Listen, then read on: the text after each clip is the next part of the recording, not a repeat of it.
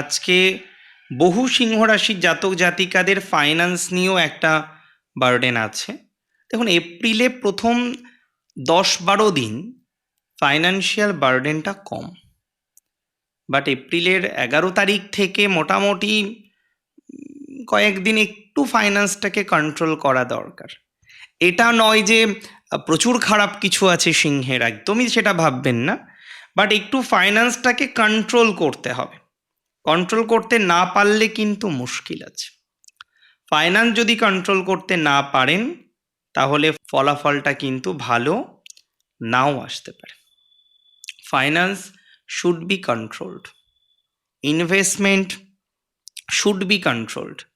হুটহাট করে ইনভেস্টমেন্ট করা, হঠাৎ করে লগ্নি করা, এই প্রচেষ্টাগুলো আপনাকে কিন্তু বাদ দিতে হবে।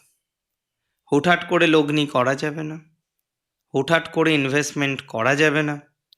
হুটহাট করে ইনভেস্টমেন্ট করলে, লগ্নি করলে আপনি কিন্তু সমস্যায় পড়তে পারেন।